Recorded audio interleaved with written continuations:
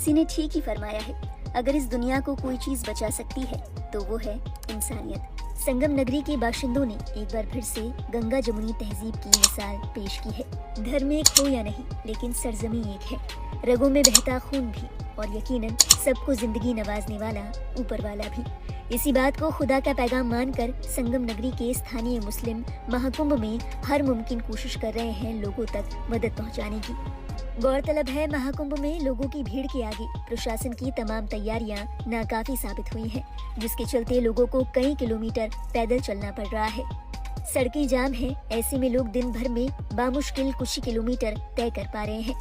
ऐसे में परेशान श्रद्धालुओं की मदद के लिए स्थानीय मुसलमानों ने अपने दिल के द्वार खोल दिए।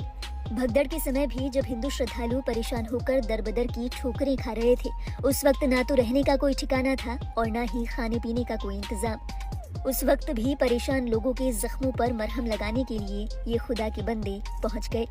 हिंदू श्रद्धालुओं के विश्राम के लिए मस्जिदें खोल दी गईं, आधी रात को खाने पीने का इंतजाम किया गया। यही नहीं, ठंड से बचने के लिए श्रद्धालुओं को कंबल भी बांटे गए।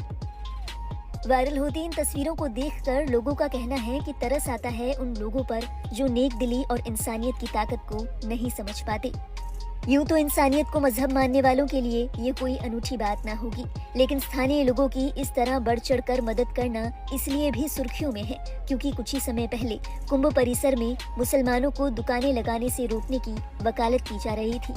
शुक्र है कि ऐसी बातें अच्छाई और सच्चाई मानने वालों को अपना गुलाम नहीं बना पाई और बुरे वक्त में उनकी नेक दिली सैकड़ों लोगों के काम आई। बता दें, महाकुंभ में अब भी बेशुमार भीड़ है, जिसके चलते व्यवस्थाएं चरमराने लगी हैं। लोग अपने घर जाने के लिए बेताब हैं। कोई महाकुंभ के टेंट के अंदर फंसा है तो कोई रास्ते पर। ऐसे में लोगों को दैनिक जरूरत की चीजें भी नसीब नहीं हो रही। ऐसे में इन लोगों का सहारा बन रहे हैं यहाँ के स्थानीय लोग। तस्वीरों में देखा जा सकता है कि किस तरह अपने घर के ऐशो आराम को छोड़कर रात दिन स्थानीय लोग दूसरे लोगों की मदद के लिए आगे आ रहे हैं। स्थानीय लोग न केवल हताहत हुए लोगों का दुख बांट रहे हैं, बल्कि उन्हें हर संभव मदद मुहैया कराने की कोशिश भी कर रहे हैं। तस्वीरें गवाह हैं कि कहीं लोगों को खाना देकर उनकी भूख मिटाई जा रही है, तो कहीं उनको पानी पिलाकर उनकी यात्रा की थकन को कम करने की कोशिश की जा रही है। महाकुंभ में लोगों की परेशानी को देखते हुए ईदगाह, स्कूल और कॉलेज खोल दिए गए।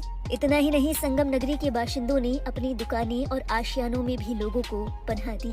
स्क्रीन पर नजर आती ये तस्वीरें यादगानी हुसैनी कॉलेज की हैं, जहां श्रद्धालुओं के ठहरने की व्यवस्था की गई।